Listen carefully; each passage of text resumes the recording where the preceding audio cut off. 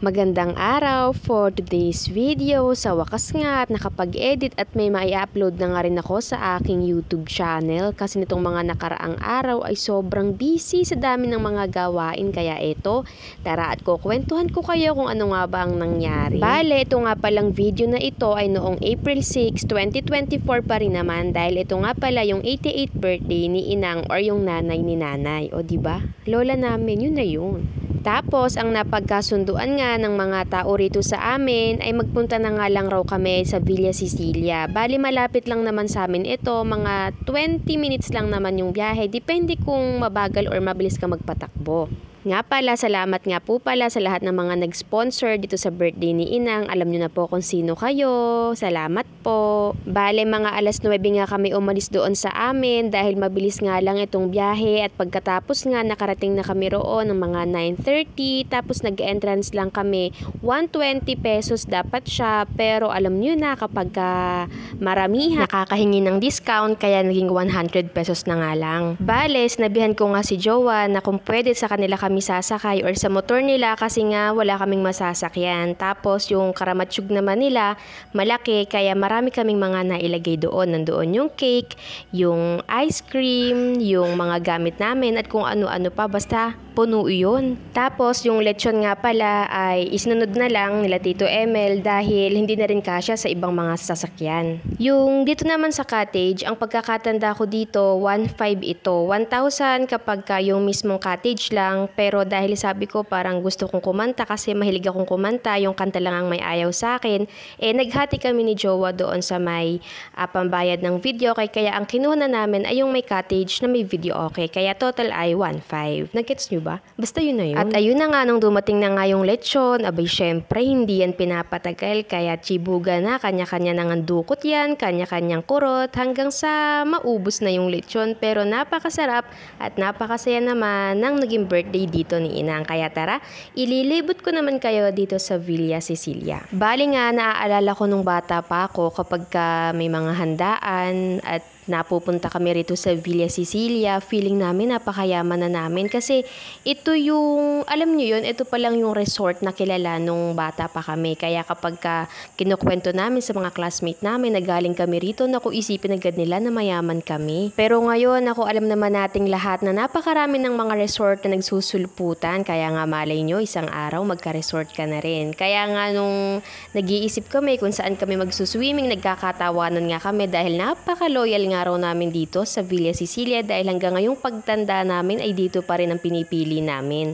Dahil sabi ko nga kanina, malapit lamang ito dito nga sa bahay namin. Kala nga namin parang inarkila namin yung buong Villa Cecilia kasi kami lang yung tao, kami mga magpipinsan tapos may bola sila. Kaya nga eto naglaro nga muna kami ng volleyball. Habang nakalublob nga kami dyan tapos naglalaro lang yung para bang bumalik kami sa pagkabata, yung walang problema, yung walang iniisip na kung ano-ano, yung gusto mo lang talagang mapagod kakalaro. Kaya napakasarap ng feeling kapag talaga may mga oras na nakakapag-relax ka, nakakagala ka kahit paminsan-minsan kasi talagang kailangan din ng katawan natin yun.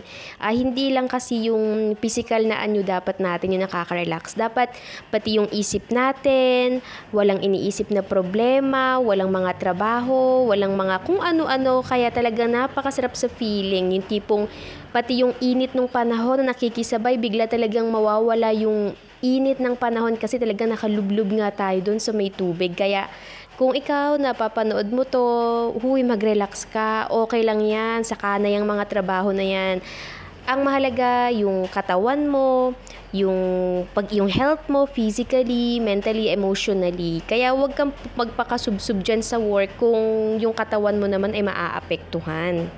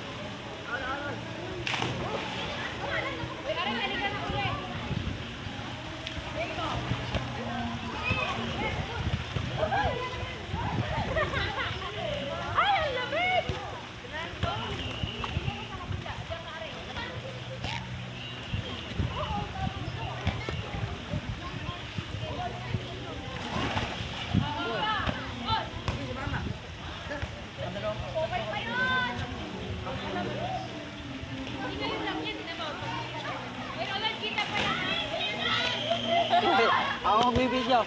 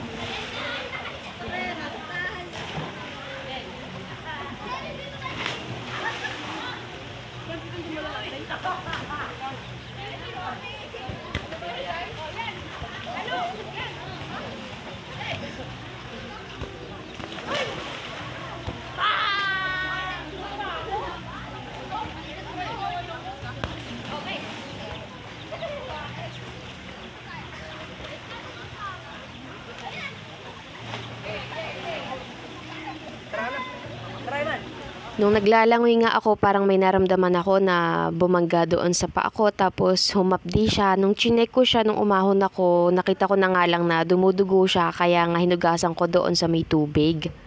Tapos ayun, napagdesisyonan nga namin na umahon muna para kumain. Alam niyo yun, yung parang pagod na pagod kayo kakalangoy, kakalaro, kaya naisipan namin na kumain muna. Kaya kumain muna kami dyan ng sinampalukan, kanin, yung iba kinain nila pansit, tapos spaghetti. Yung iba naman kumakanta, kaya talagang napakasaya nga nung araw na to. Pero kung mapapansin nyo nga, mukhang hindi masaya ang araw ni Mikey nung mga oras na yan, kasi hinahanap niya nga yung susi ng motor niya, inangat-angat na niya pero hindi niya nakita. Tapos nung tinulungan ko siya, ayun, nakita ko naman. Nung habang kumakain nga ako dyan, ramdam na ramdam ko nga rin pala yung hapdi nung paa ko. Tapos nung chinek ko, talagang nagdurugo siya. Kaya eka ko, naku, panigurado yung kuko ko mamamatay. Pero naalala ko lang habang nakaupo kami doon nung pinapadugo ko lalo yung sugat ko. Lumapit naman yung parang namamahala din doon or nagbabantay sa Villa Cecilia. Tapos nag-alok naman siya na lalagyan niya ng Band-Aid at Betadine. Pero sabi ko, okay na kako ko, salamat po. Tapos nung pagkakain namin, edi syempre may powers na kami ulit, kaya bumalik na ulit kami dito sa swimming pool. Pero may nakita muna kami rito na unggoy, tapos nagpaduyan-duyan pa rito yung mga pinsan ko. Tapos ito nga pala si Yvonne, nag-graduating student ito na napakahusay at napakagaling. Ha? May pagkakaiba ba yun? Basta napakagaling nito at gagraduate na siya. O mga sponsor, char. Tapos ayun, nag-start na nga kami ulit na mag-swimming. Please don't forget to subscribe at paki-watch mo ito hanggang dulo dahil tignan ninyo kung paano kami maglaro at magsaya. Hanggang sa muli, salamat sa panonood. Paalam!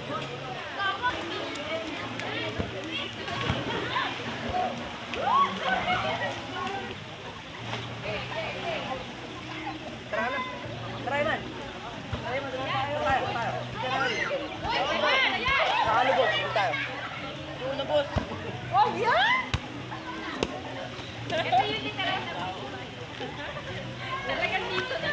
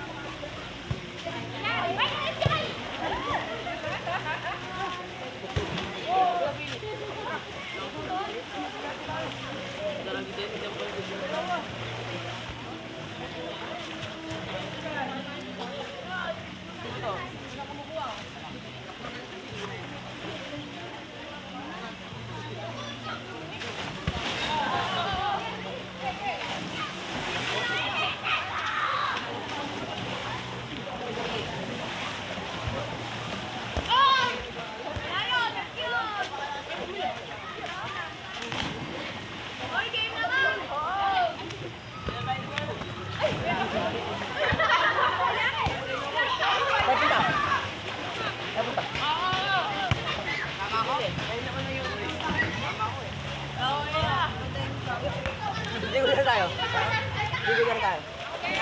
Ligo. Tara, ilma kita. Mama, bigyan tayo. Mama ko.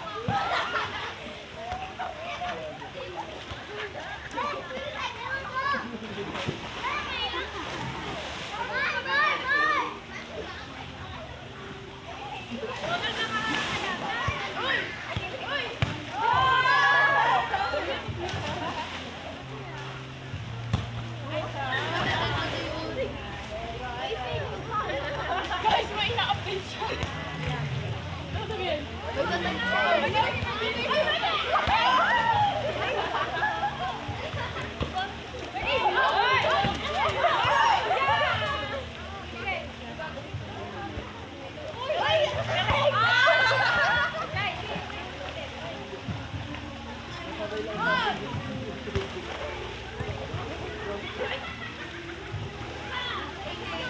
Uy, tara doon. Para natin. Ha? Ha? Ha? Saan mapunta? Saan na mapunta? Bibili? Ang ano? Ang ano dito?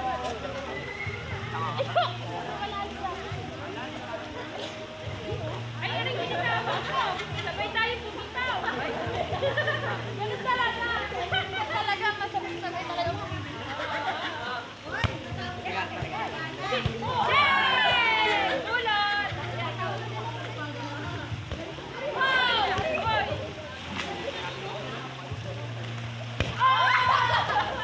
Ay, gago ka! Ito yun! Bibigyan na mo ito?